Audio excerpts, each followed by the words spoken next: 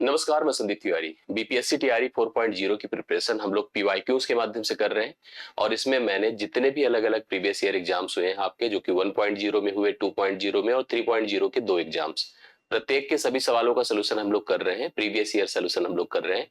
ये पीआरटी का पूरा कंप्लीट सेशन है।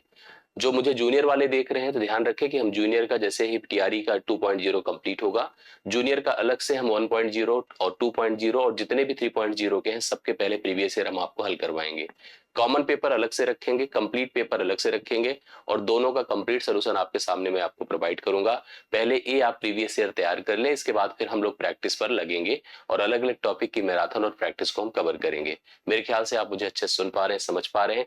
मेरी इस क्लास को प्रॉपर हमारे साथ जुड़ करके एक एक करके इन्वॉल्व होकर के आप लोग करना शुरू करें। जहां पर किसी सवाल में कंफ्यूजन हो, कमेंट से आप हमें अपडेट करते रहें, जिससे हम उसका सही सोल्यूशन आपको हम प्रोवाइड करते रहें। आइए मैं देर ना करते हुए आपको आज इस सेशन के पहले सवाल पर लेकर चलता हूं। ये टीआरई 2.0 के मैथ्स का हिस्सा है जो कि पीआरटी का है और उसमें पहला सवाल आपके सामने बोर्ड पर है। सवाल क्या है? ये एक सही 3/16 ये नंबर आपको दिख रहा है और उसके व्युत्क्रम का अंतर हमसे पूछ रहा है। तो पहले आप एक सही 3/16 की बात करिए। 16 के 16 3 19/16 होता है। 19/16 ले लिया, ये नंबर हो गया और इसका जब व्युत्क्रम करेंगे तो निश्चित तौर पर 16/19 हो जाएगा। 16/19 हो गया। अब इनका जैसे हमको डिफरेंस करना है तो आप इसको देखो डिफरेंस कैसे होगा। इसका इससे गुणा करिए और इसका इससे गुणा करिए, करेक्ट है। यही तरीका सबसे बेस्ट होता है। 19 का वर्ग होता है 361, सही है, और 16 का वर्ग होता है 256 और डिवाइड बाई हमको क्या करना है 16 गुणे 19। 16 गुणे 19 हल करिए। 11 से 6 5 होता है, ये दिख रहा है आप लोगों को, और 5 से 5 0 हो गया, 3 से 2 1 होता है। डिवाइड बाई 16 गुणे कितना होता है 19 होता है। देख लीजिए कुछ कटने की स्थिति में हो तो ठीक है, नहीं कटने की स्थिति में है तो 105 ऊपर देखिए एक ऑप्शन में है भी, और मैं नहीं देख पा रहा हूँ कुछ कट रहा है तो 105 ऊपर रहने दीजिए और 16 गुणे 19 करिए। 16 9 144, कैरी 14 होता है। 16 के 16 14 कितना होता है 30 होता है, 304। मतलब 105/304 एक सही 3/16 और उसके व्युत्क्रम का अंतर है जो कि ऑप्शन नंबर सी में अवेलेबल है। अंतर बेसिकली बड़े से छोटे के घटने से होता है। भले ही नंबर आपको पहले बड़े दिखा या पहला छोटा दिखा, अंतर हमेशा बड़े से छोटे को घटा के प्राप्त किया जाता है। 19/16 बड़ा था, ये देखने से समझ में आ रहा था क्योंकि अंश बड़ा था हर छोटा था, और 16/19 छोटा था क्योंकि हर छोटा था, अंश छोटा था हर बड़ा था। इस प्रकार से सी ऑप्शन इस सवाल का राइट सोल्यूशन होगा। अब इस सवाल को देखिए, आप लोगों को ट्राई करने की नीड है। सवाल देखिए क्या लिखा है। इस तरह के इंडिसेस के सवाल बहुत पूछे जाते हैं, बिल्कुल ध्यान दीजिएगा। इस पर मैं अलग से सेपरेट सेशन भी लूंगा। a/b⁻x-1 है और b/a⁻x-3 है। x की वैल्यू पूछ रहा है। बेसिस जब सेम होते हैं तभी पावर हम कंपेयर कर सकते हैं, और एक्चुअली जो हमारी डिमांड है x वो पावर में ही है, तो पावर को तभी कंपेयर करेंगे जब बेसिस सेम हो, और अगर बेसिस सेम नहीं है तो सेम हमको बनाना पड़ता है। अब a/b यहाँ भी है और यहाँ पर भी, मतलब ab यहाँ पर भी, ab यहाँ पर भी है। बस प्रॉब्लम यह है कि यहाँ पर ab आपको न्यूमरेटर और डिनोमिनेटर के रूप में दिख रहा है, यहाँ पर उल्टा दिखा हुआ है। नियम एक जान लीजिएगा, इसको करने से पहले आपको समझना जरूरी है। अगर कभी a की पावर माइनस में है, ठीक है, इसको हमें प्लस बनाना है तो 1/a की पावर में। ऐसे में इसलिए इसको नहीं बता रहा हूं कि यहाँ पर कोई माइनस प्लस का अप्रोच, इसलिए मैं बता रहा हूं कि अगर कभी हम बेस का रेसिप्रोकल करते हैं व्युत्क्रम, तो पावर जो होती चेंज होता है, हो जाती है। जैसे अगर हमने लिखा a/b की पावर अगर मान लीजिए n है, तो आप जान लीजिएगा या b/a अगर उल्टा कर दिया देखिए ऐसे, तो पावर जो n थी ना वो -n हो जाएगी। सेम काम यहाँ पर वही आपको करना है। देखिए कैसे, इसको a/b ही रहने दीजिए, रहने दिया। पावर जैसे लिखा था x-1 कर दिया, ठीक है। यहाँ पर भी आप इसको a/b कर दीजिए। बस एक चीज कर दीजिए, जो प्लस से माइनस बना दीजिए, माइनस को प्लस, मतलब -x करके +3 कर दीजिए। इतना काम कर दीजिए। अब बेसिस देखिए आपको इक्वल दिख रहे हैं, पावर को बराबर कर लीजिए। x-1 बराबर -x+3 कर दीजिए। x को उधर कर दीजिए, 2x हो गया, और 3 में 1 जोड़ दीजिए, 4 हो गया। 2 से इसको काट दीजिए, x बराबर आपका 2 हो जाएगा। x बराबर 2 देखिए बी ऑप्शन में आपको राइट सोल्यूशन दिख रहा है। इस सवाल के लिए करेक्ट आंसर मेरे ख्याल से आपको एकदम क्लियर और स्पष्ट समझ में आया होगा। नेक्स्ट क्वेश्चन देखिए। एक फल विक्रेता के पास कुछ सेब थे, उसके पास कुछ सेब थे, संख्या में सेब थे ना। आगे वह 40% सेब बेचता है, जितने सेब थे उसका 40% सेब बेचता है। उसके पास अभी भी 420 सेब बचे हैं। मूलतः उसके पास कितने सेब थे? जैसे अगर इस सवाल को आपको ट्राई करना है तो ऐसे सोचिएगा। संख्या हमेशा मूल रूप से किसी के पास अगर परसेंटेज में बंटवारा है तो परसेंटेज का अगर कंप्लीट बोला जाए तो 100% होता है। 100 में उसने 40% सेब क्या कर दिया, बेच दिया। सवाल पढ़िएगा, 40% सेब उसने बेच दिया, तो उसके पास बचा कितना, 60% उसके पास अभी शेष है। इतने सेब अभी उसके पास शेष है। इस 60% की वैल्यू पता है कितना है, देखिए 60% की वैल्यू 420 है। सवाल क्या रहा है कि मूलतः उसके पास, जैसे कि 100% की वैल्यू हमको बतानी है, यह कंप्लीट कितना था। मैं इसका एक दूसरा तरीका भी आपको बताता हूं, अभी ध्यान से देखिएगा। इसको तुलना करने के लिए जैसे परसेंट को परसेंट से खत्म करिए, 7 बार जाएगा और 7 का 100 से गुणा करिए। 700 सेब था उसके पास स्टार्टिंग में, अगर सोचा जाए तो उसके पास कुल 700 सेब थे, पहले ही ऑप्शन में राइट सोल्यूशन था। मुझे अगर ऐसे नॉर्मल उसको इस सवाल को करना होता, मैं कहता कि मैं ऐसे सवालों में परसेंटेज को फोकस करता हूँ, परसेंटेज को पढ़ता हूँ कि 40% है क्या, पता चला यह इतना सेब है जो उसने बेचा था, तो 40% का हम भिन्न लिखते और लिख करके कहते कि भैया 2/5 होगा। आप कहोगे कहां से होगा, बटे 100 करने से होगा। अब इसने लिखा है बेचता है, तो इसका मतलब इतना बेचा है, 2 बेचा है, कितने में से 5 टोटल था, 5 टोटल था, ठीक है। उसने 2 बेचा है और 5 टोटल था। अब हमको यहाँ पर ये समझना है कि अगर 5 टोटल था, 2 बेचा, तो बचा कितना है, 3 बचा है, 3 बचा है। 3 की संख्या कितने के बराबर है, 420 के दिया भी है आपको, और आपको टोटल का मान बताना है, 5 का मान क्या हो जाएगा। 3 से इसको डिवाइड के देखिए, 14 दूना 28, 14 त्रिक 42, 14 पंचे 70, यहाँ 5 से गुणा करिए। 700 सेब उसके पास स्टार्टिंग में थे, कुल मूल सेब उसके पास, मूल सेब की संख्या 700 सेब थी, करेक्ट है। अगले सवाल पर एक भिन्न है, पढ़िए सवाल को। एक भिन्न है कह रहा है कि जिसका 1/27 से वही अनुपात है जो 3/11 का 5/9 के साथ है। मतलब इजी कर सकते हैं, इसमें कोई ऐसी बात नहीं है। एक भिन्न है जिसका 1/27 से अनुपात, तो हम इसको ऐसे देखिए, ऐसे लिखेंगे, पूरा लिख देते। भिन्न है, जैसे भिन्न का मतलब मान लो हम ये ऐसे लिख देते, हालांकि लिखने को आप नंबर भी लिख सकते हैं, हमने a/b कर दिया, वह भिन्न है। इसका 1/27 से वही अनुपात है जो कि 3/11 का किसके साथ है पता है, 5/9 के साथ। ऐसी स्थिति को हम कहते हैं समानुपात, इस प्रोसीजर को हम कहते हैं समानुपात। तो इसको समानुपात को ऐसे प्रेजेंट किया जाता है, करेक्ट है। इसमें क्या होता है कि बाह्य पदों का गुणनफल आंतरिक पदों के गुणनफल के बराबर होता है। मैं लिख सकता हूं a/b गुणे, आप लिख सकते हैं 5/9, बाह्य पदों का गुणनफल बराबर 1/27 गुणे 3/11, ऐसे हम लिख सकते हैं, करेक्ट है। अब आपको जैसे a/b की वैल्यू बतानी है, तो आप कुछ मत करो, 9 को ऊपर 5 को नीचे कर दो, तो ये आपका हो जाएगा 1/27 ही है, 3/11 भी साथ में लगा हुआ है। 9 ऊपर जाएगा, 9 ऊपर जाएगा और 5 नीचे आएगा, 9 ऊपर गया और 5 नीचे आया। अब देखिए जो कटने पिटने की स्थिति में, उसको खत्म कर दीजिए और फिनिश करिए, जैसे जो जो पॉसिबिलिटी बन रही है समझिए। 9 1 के 9, 9 3 27, या 3 3 से खत्म ही हो गया, ऊपर कुछ नहीं, 1 बचा है और नीचे 11 बचे, 55 बचा है। तो इस सवाल का उत्तर देखिए कहीं पर 11/55 है, सॉरी 1/55, नाट 11/55। ये देखो 1/55 आपका सी ऑप्शन राइट सोल्यूशन है। सी ऑप्शन 1/55 इस सवाल के लिए परफेक्ट राइट सोल्यूशन के रूप में आपको दिख रहा है, एकदम स्पष्ट और क्लियर। इसको उतार ले, और कहीं अगर कंफ्यूजन हो तो सवाल में आप मुझे कंफर्म करते चलिए एकदम रियलिटी के साथ।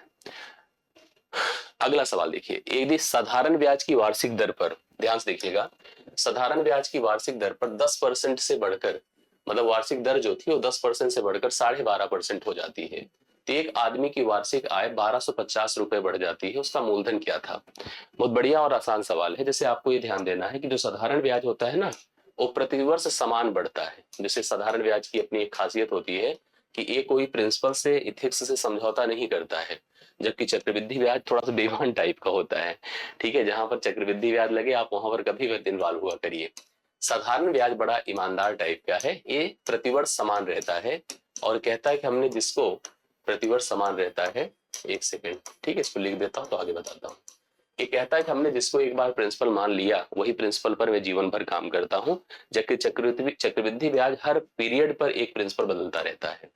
हमसे इसने कहा कि भैया अगर हम ब्याज दर आप हमारा 10% यूज करोगे, मान लो आपको जरूरत पड़ गई और आपने 12.5% यूज किया, तो इस 10 से 12.5 होने में, इस 10 से 12.5 होने में जो 2.5% का अंतर दिख रहा है, 2.5% का, या 2.5% का अंतर किसके बराबर है पता है, 1250 के। हमें मूलधन कैलकुलेट करके बताना है कि मूलधन कितना रहा होगा या क्या हो जाएगा।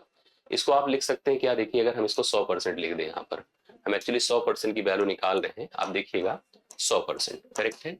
परसेंट को परसेंट से खत्म कर दीजिए। और ये आपका बेसिकली 5/2 है, अगर सोचो तो 5/2 है। 5 से इसको भाग करिए, 5 दूना 10, 5 पचे 250 हुआ। 2 से गुणा कर दीजिए, ये 500 हो जाएगा। 500 को 100 से और गुणा कर दीजिए, यह 50,000 हो गया। ठीक है, और अगर थोड़ा आसान करना है तो आसान भी बताता हूँ, हालांकि 50,000 इसका राइट सोल्यूशन मूलधन बन जाएगा। उसने यही हमसे कहा है, देखिए ध्यान से, उसने कहा है कि जो 10% से आप 12.5 करवा रहे हो, 12.5, यह कितने का फर्क दे रहा है पता है? 2.5% का। तो 2.5% का जो भिन्न होता है, ऐसे देखिए समझ में आएगा। पहले परसेंटेज हटाइए, 2 जीरो बढ़ेगा, दशमलव हटाइए, 1 जीरो और बढ़ेगा। समझ रहे हैं? 25 एक के 25 होता है, 25 100 के 100, 40 होता है। यह एक ही बढ़ा है, एक परिवर्तन है। एक बराबर कितना है? 1250। और हमको निकालना क्या है? 40 का मान, यही अपना मूलधन होगा। 40 से गुणा करें, 2 शून्य हो गया, 4 पंचे 20, 4 दूना 8 2 10, कि यहाँ से ले 4 1 के 4 1 5, 50,000 देखिए बनकर आ रहा है। बी ऑप्शन राइट सोल्यूशन होगा। इस सवाल के लिए करेक्ट हल आपका नोट कर सकते हैं आप लोग बी ऑप्शन के रूप में। एक वृत्त की परिधि एक वर्ग की परिधि के बराबर है। वर्ग में परिधि नहीं होता, वर्ग में परिमाप होता है। वर्ग में परिमाप होता है, वही परिधि कहलाता है जरूरत पड़ने पर। परिधि क्या होती है? वृत्त की जो सरकमफियरेंस है, लेंथ ऑफ बाउंड्री, उनके क्षेत्रफलों का अनुपात अपने को बताना है। देखो ऐसे अपने पास दो फिगर है, एक वृत्त है और एक वर्ग है। करेक्ट है, ध्यान रखिएगा। इसकी अपनी रेडियस होती है, ठीक है, और इसकी अपनी साइड होती है। दरअसल इसका जो एरिया होता है वो पाई आर स्क्वायर होता है, और इसका जो एरिया होता है, ठीक, इसका जो एरिया होता है वह ए स्क्वायर होता है। कंडीशन ये है कि दोनों के C1 और इसका P1 ए बराबर है, या C बराबर P है। C क्या है पता है? इसमें सरकमफियरेंस और इसमें क्या है? पेरीमीटर, परिमाप। तो इसकी जो सरकमफियरेंस होती है, वो सरकमफियरेंस कितनी होती है? 2πr। इसकी सरकमफियरेंस 2πr। इसकी परिमाप कितना होता है? 4a होता है। करेक्ट है, 4a होता है। अब आप यहां से देखिए, जो कंपेयर करना हमको रेडियस के और साइड्स के बीच में, क्योंकि इसके एरिया और इसके एरिया को डिक्लेयर करने के लिए हमको क्षेत्रफलों का अनुपात बताना है। हमको A1 अनुपात A2 बताना है।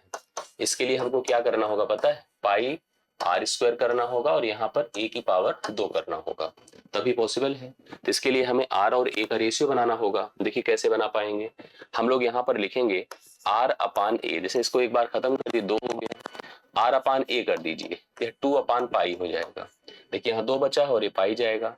r अपान a बराबर 2 अपान पाई। तो मैंने क्या किया पता है?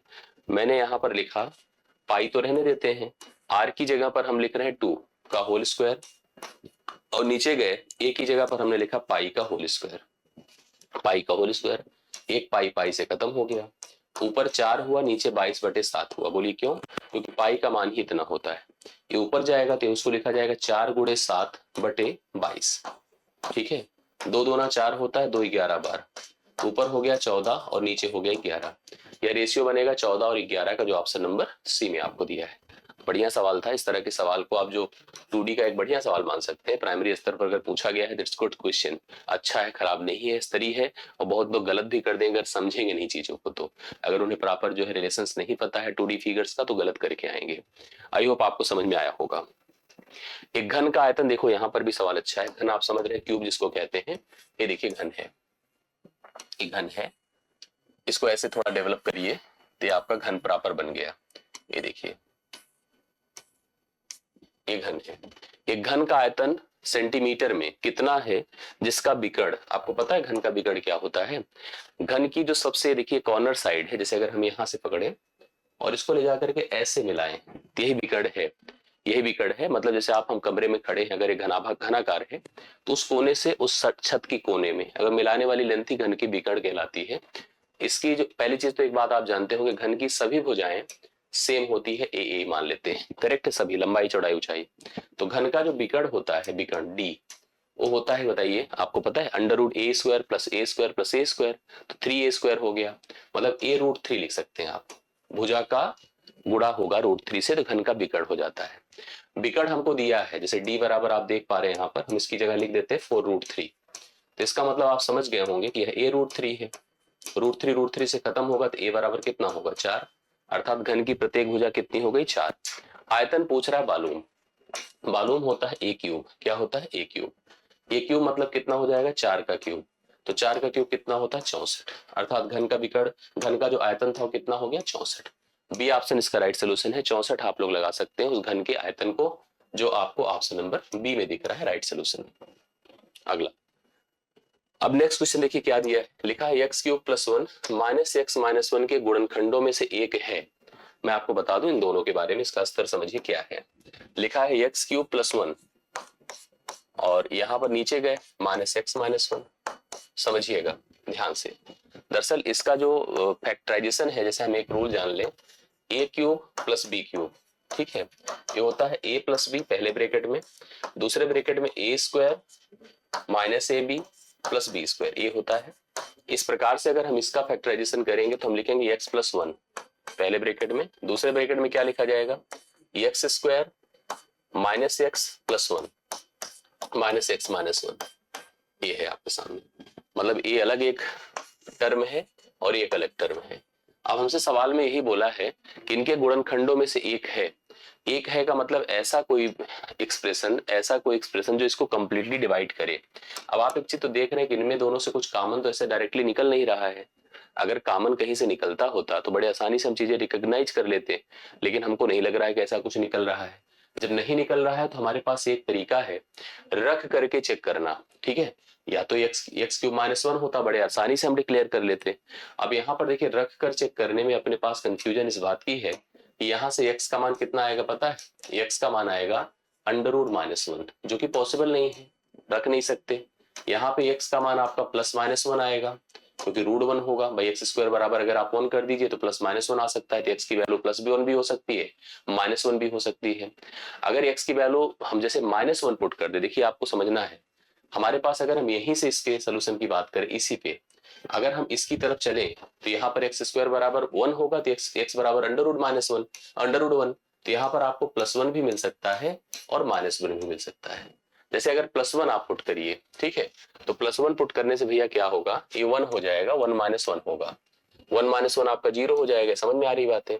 लेकिन यहाँ पर वन प्लस वन टू हो जाएगा, पूरी तरह से संतुष्ट नहीं कर पाएगा। जब नहीं कर पाएगा तो प्लस वन हम नहीं ले सकते हैं।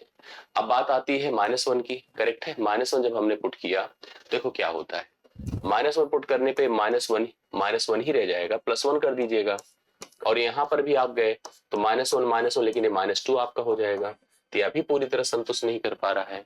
अब एक बात आती है एक्स माइनस वन की, तो एक्स माइनस वन अगर हम लोग लेते हैं तो फिर से वही एक्स बराबर वन आएगा, वन पर हम लोग इसको संतुष्ट नहीं कर पा रहे, तो इसका मतलब यहाँ से क्लियरिटी नहीं हो रही है। एक चीज यहाँ से बन सकता था अगर हम लोग माइनस मतलब ये, लेकिन पॉसिबल नहीं था। इनमें से हम लोग ई ऑप्शन पर जा रहे हैं, अर्थात कोई भी यहाँ पर एक गुणनखंड के रूप में इसका बन नहीं रहा है, और वैसे भी देखने से नजर आ रहा था कि कुछ भी यहाँ पर क्लियरिटी कॉमन कुछ नहीं बन हो रहा था ना, नहीं बन, अगर जैसे यहाँ पे एक्स क्यूब माइनस वन होता अपने आप बन जाता, हम नहीं बन पा रहा है, हम क्या ही कर सकते हैं। एक चीज हम लोग और जैसे अगर दिमाग लगाना चाहें तो हम चलिए पहले मल्टीप्लाई करके या उसको ओपन करके हम सॉर्ट करें। जैसे मान लीजिए हम ऐसे थोड़ा दिमाग लगाने की कोशिश करें, देखो क्या, देखिए इसी को हम ऐसे लिखते हैं x cube plus one minus, अगर ओपन करते माइनस से एक्स प्लस वन, तो ये आपका हो जाता है x cube minus x plus one, ये आपके पास एक इक्वेशन हो जाता है।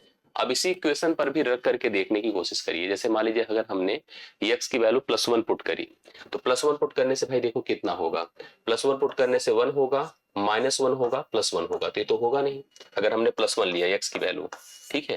और एक्स की वैल्यू अगर हम माइनस वन पुट करें, माइनस वन पुट करते ही माइनस वन होगा, ये भी माइनस वन होगा, प्लस वन होगा, तब भी नहीं सेट हो पाएगा। आपको समझ में आ रहा है, माइनस वन का होल क्यूब माइनस वन ही हो जाएगा, और माइनस माइनस से प्लस होगा ना। देखिए अगर माइनस वन का होल क्यूब करिए, वन का होल क्यूब करिए, तो और उसके बाद माइनस माइनस प्लस वन हो जाएगा, और प्लस वन यहाँ पर, तब भी यहाँ पर पॉसिबल नहीं हो पाएगा। इसका मतलब इन दोनों की गुंजाइश छोड़ दीजिए, और इसका समीकरण मेरे हिसाब से कोई सोल्यूशन पॉसिबल नहीं हो पा रहा है, अर्थात इसके गुणनखंडों में से कोई है नहीं इनमें से। तो आप लोग डी ऑप्शन, ई ऑप्शन मेरी तरफ से लगाइए, ई ऑप्शन इसका सही उत्तर मैं दे रहा हूं। बाकी अगर कुछ कंफ्यूजन हो तो आप लिख देना कमेंट करके, हम उस पर अपडेट आपको कर देंगे। ठीक, अगले सवाल पर आइए। अब इसमें भी उसी तरह देखिए एक सवाल बनाया, ये द्विघात समीकरण है, कह रहा है एक्स स्क्वायर माइनस फोर बराबर जीरो का मूल क्या है। तो मैं इसको ऐसे सॉल्व कर सकता हूं, इतना आसान है। ये देखिए फोर कर दिया, एक्स बराबर अंडर रूट चार होगा। अब यहीं पर लोग गलती से टू लगा सकते हैं केवल, जबकि आपको पता है कि यह वैल्यू आपकी प्लस टू भी होगी और माइनस टू भी होगी। क्यों? क्योंकि प्लस टू का वर्ग करिए तो भी चार आएगा, माइनस टू का होल करिए वर्ग करिए तब भी चार आएगा। इस हिसाब से इसका प्लस टू भी उत्तर सही होगा और माइनस टू भी उत्तर सही होगा। अगर दोनों है तो डी ऑप्शन हम लोग राइट सोल्यूशन लगा सकते हैं। तो डी ऑप्शन करेक्ट होगा, जो आपका +2 और -2 दोनों बनकर आ रहा है एग्जैक्ट आंसर के रूप में। ठीक, आगे बढ़िए। इस सवाल को देखिए क्या लिखा है, 3x + y = 5 और x - y = 3। तो आपसे बोला है तो x और y के कौन से मान इसमें संतुष्ट करेंगे। करने को देखिए, अगर हम इतना इजी है कि हम डायरेक्ट इक्वेशन ही हल कर सकते हैं। 3x + 5y बराबर आपके पास 5 है और इधर x - y है बराबर आपका कितना है, 3 है। देखिए a हो गया, दोनों खत्म, a हो गया 4x बराबर कितना है, 8 है। x बराबर 2 है, x का मान कहीं उठा के पुट करिए, 2 - y बराबर हमने 3 कर दिया, y उधर कर दिया तो e -1 हो गया। तो x का मान आपको 2 दिख रहा है, x का मान 2 दिख रहा है और y का मान -1 दिख रहा है। तो पहला ऑप्शन इसका राइट सोल्यूशन है, करेक्ट आंसर आप लोग नोट कर सकते हैं। x बराबर 2 है, y बराबर -1, आप लोग प्लीज लगाइए, आंसर करेक्ट हो जाएगा, सही उत्तर आपके सामने होगा। ठीक है, चलिए। निम्नलिखित में कौन सा एक प्राकृतिक संख्या का वर्ग नहीं हो सकता। जिस संख्या के अंत में 2, 3, 7, 8 होता है वो कभी भी किसी संख्या का वर्ग नहीं हो सकता, ये नहीं हो सकता। अब अगर हो सकने की बात है तो भाई देखो, गुंजाइश में अगर अंत में 5 है ना, तो 5 के पहले मैं बता दूं एक हमेशा क्या होनी चाहिए, एक हमेशा 2 होना चाहिए। तो इसकी पॉसिबिलिटी बन रही है कि यह संख्या एक पूर्ण वर्ग हो सकती है। 32,761 भी एक पूर्ण वर्ग हो सकता है, इसमें भी कोई कमी नहीं है, क्योंकि अंत में एक भी आ सकता है। तो पहला भी हो सकता है, दूसरा भी हो सकता है। ये तो पूछा नहीं होता है कौन, नहीं हो सकता है की बात आई है। तो नहीं हो सकता में तो हमने सी को हटा दिया, क्योंकि सी के साथ अगर यहीं पर 5 के पहले 3 लगा होता, 1 लगा होता, 2 ना लगा होता, कुछ भी लगा होता, तब भी हम कहते पूर्ण वर्ग नहीं हो सकता है। तो फिलहाल इसमें पहला भी हो सकता है, दूसरा भी हो सकता है, तो हम डी ऑप्शन की तरफ आपको लेकर चलेंगे कि 2 नंबर इसमें पूर्ण वर्ग हो सकते हैं। और जो नहीं हो सकता है, अच्छा अच्छा, क्या हमसे पूछा है बताइए, ये पूछा है क्या कि निम्नलिखित में कौन सा एक प्राकृतिक संख्या का वर्ग नहीं हो सकता। हमसे अगर ये लिखा होता हो सकता है, तब हम बोलते हैं आपको पहला और दूसरा। हम सी ऑप्शन इसके लिए राइट सोल्यूशन लगाए। देखिए ऐसे कंफ्यूजन क्रिएट होती है मन में, जैसे देखिए क्या चीजें चली और मैंने ए और बी को प्रेफर किया, जबकि मुझे पता है कि ए और बी पूर्ण वर्ग हो सकते हैं। तो हमसे हो सकते हैं तो पूछा नहीं है, हमसे नहीं हो सकते हैं पूछा है, तो हम सी ऑप्शन को लगाएं। क्योंकि अगर किसी संख्या के अंत में 2 रहेगा, 3 रहेगा, 7 रहेगा और 8 रहेगा, तो वह कभी भी एक पूर्ण वर्ग नहीं हो सकता है। तो राइट सोल्यूशन इसका सी ऑप्शन होगा, सी ऑप्शन आप लगा सकते हैं। इस क्वेश्चन की तरफ चलिए, देखिए क्या कहता है, बढ़िया क्वेश्चन है, ऐसे पूछा जाता है अक्सर। आपको दिया है 1.5x, करेक्ट, 1.5x बराबर 0.04y। ठीक है, आपसे कहा है y - x अपान y + x, इसकी वैल्यू हमको बतानी है। तो सबसे पहला काम देखिए, यहाँ दशमलव एक स्थान पर, यहाँ 2 स्थान पर एक 0 ऐसे बढ़ा देना तो दशमलव की स्थिति बराबर हो जाएगी। हम इसको जैसे लिखे हैं 1.5, हम एक 0 ऐसे बढ़ा दे, अब देखिए दशमलव खत्म कर सकते हैं। अब खत्म करने का मतलब सीधा सीधा क्या हो जाएगा पता है, 150x बराबर 4y, इतना मार्जिन है समझिए इसमें। तो हम इसको क्या लिख सकते हैं, x बटे y बराबर 4 बटे 150। और थोड़ा हल कर सकते हैं, 2 दूना 4 होता है, 2 75 हो जाएगा। तो x की जगह पर जरूरत पड़ने पर 2 रखना है हम लोग को, और y की जगह कितना पुट करना है, 75 पुट करना है। आइए सवाल में, सवाल कहता है y - x अपान y + x, करेक्ट।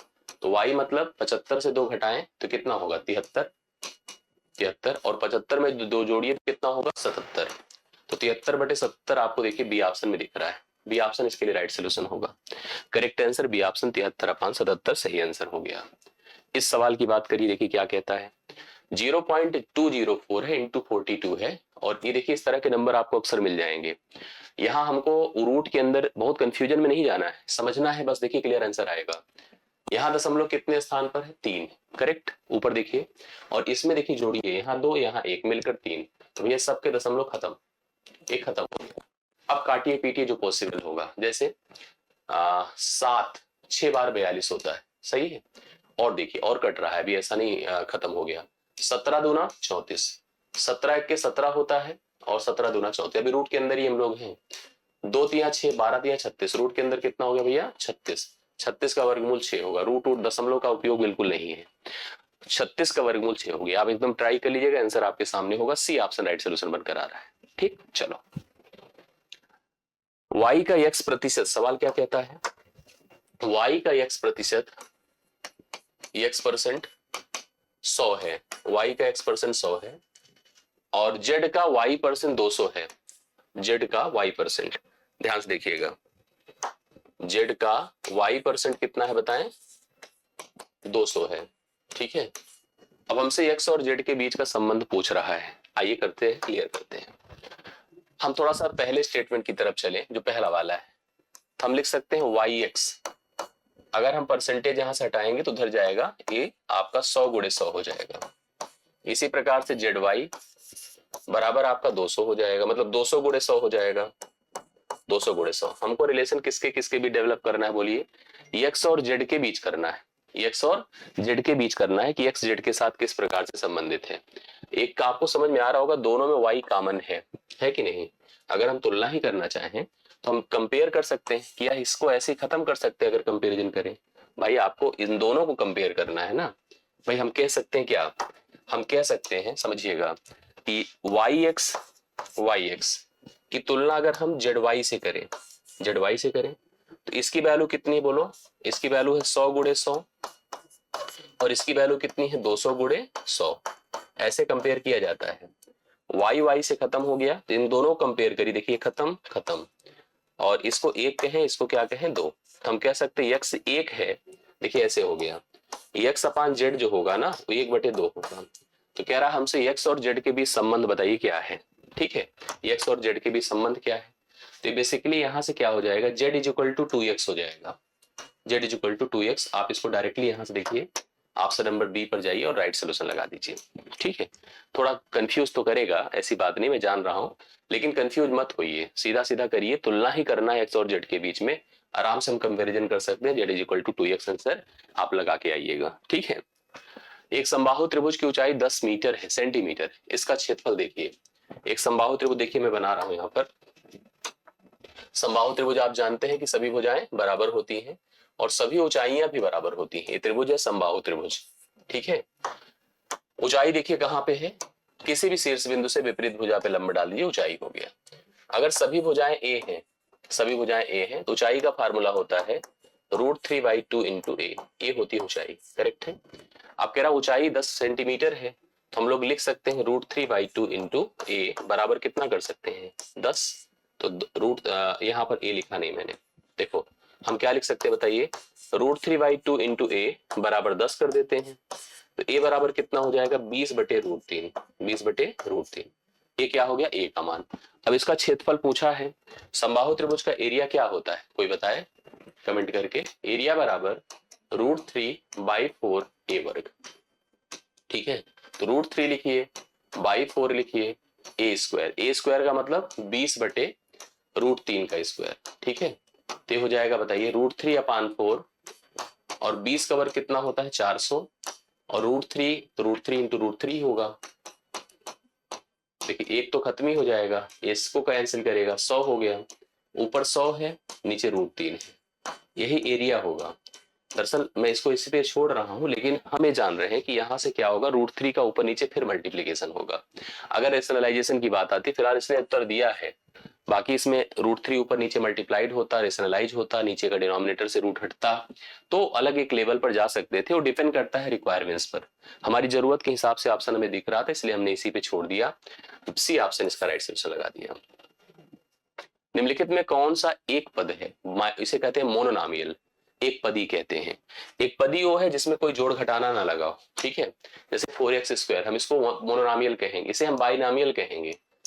अगर बीच में प्लस माइनस लगा हो, बाइनॉमियल मतलब द्विपदी है, इसे हम ट्राइनॉमियल कहेंगे। तो ना तो ए होगा ना तो ए होगा, ए मोनोनॉमियल है। इसी को हम सिंगल पदी, एक पदी यहाँ पर इक्वेशन कहते हैं, इसे पॉलिनॉमियल बेसिकली कहते हैं, हिंदी में बहुपद कहते हैं। ये पूरे सवाल कंप्लीट हो गए, खत्म हो गया पूरा सेशन। और मैं पूरे सेशन का एक पीडीएफ आपको एक बोर्ड फॉर्म में यहाँ प्रोवाइड कर दूंगा इस टेलीग्राम ग्रुप में, तो जुड़े रहें और बताएं सेशन कैसा लगा, कमेंट करके अपने, हम आपके कमेंट्स का इंतजार करेंगे। आपको अगर अच्छी लग रही चीजें तो आप अभी अप्रिसिएशन देंगे, तो उसके हिसाब से हम आगे भी प्लानिंग आपके लिए कर सकेंगे। बाकी मुलाकात अगली क्लास में होगी, अगले सेट के साथ होगी। अभी के लिए इतना ही, थैंक यू सो मच, सभी को धन्यवाद।